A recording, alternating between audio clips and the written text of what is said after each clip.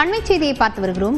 கல்வி விருதும் வழங்கும் விழாவிற்கு பின்னர் நடிகர் விஜய் பூத் கமிட்டி பணிகளை மேற்கொள்ளவிருப்பதாக தகவல் வெளியாக இருக்கிறது. இரண்டாம் கட்டமாக நாளை கல்வி விருது வழங்கும் விழாவை தொடர்ந்து பூத் கமிட்டி நிர்வாகிகளை சந்தித்து அப்டேட்களை கேட்க திட்டமிட்டிருப்பதாக தெரிவிக்கப்பட்டிருக்கிறது. விவரங்களுடன் செய்தியாளர் நவீத் இணைந்திருக்கிறார். நவீத், விரிவான விவரங்களை பதிவு செய்யலாம். வணக்கம் லாவண்யா. தமிழக வெற்றிக் கழகம் சார்பில் கல்வி விருது வழங்கும் விழா இரண்டாம் கட்டமாக நாளை நடைபெறுகிறது. தமிழகத்தின் 14 மாவட்டங்களில் உள்ள 75 தொகுதிகள் மற்றும் புதுச்சேரியில் உள்ள 9 தொகுதிகளுக்கு நாளை கட்சியின் தலைவர் விஜய் மாணவ மாணவிகளை அழைத்து கல்வி விருதினை வழங்க உள்ளார்.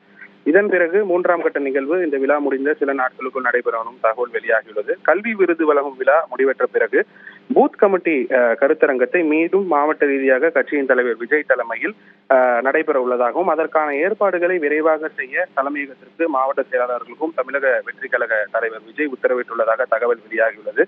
கோவையில் ஏற்கனவே கோவை, நீலகிரி, திருப்பூர், ஈரோடு, கரூர், நாமக்கல், சேலம் ஆகிய மாவட்டங்களை சேர்த்த தமிழக வெற்றி கழக வாக்குச்சாவடி முகவர்களுக்கான கருத்தரங்கம் நடைபெற்ற நிலையில் மற்ற மண்டலங்களிலும் விரைவாக வாக்குச்சாவடி முகவர்களுக்கான கருத்தரங்கை விரைவாக நடத்தி முடிக்க தமிழக வெற்றி கழக தலைவர் விஜய் உத்தரவிட்டுள்ளதாக தற்போது தகவல் வெளியாகியுள்ளது.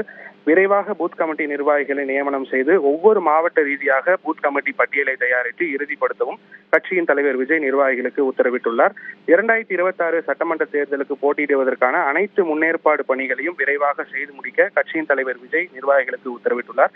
அதன்படி விரைவில் வாக்குச்சாவடி முகவருக்கான பூத் கமிட்டி கருத்தரங்கத்தையும் நடைபெற உள்ளதாகவும் தகவல் தற்போது வெளியாகியுள்ளது. லாவண்யா, விவரங்களுக்கு நன்றி நவீத்.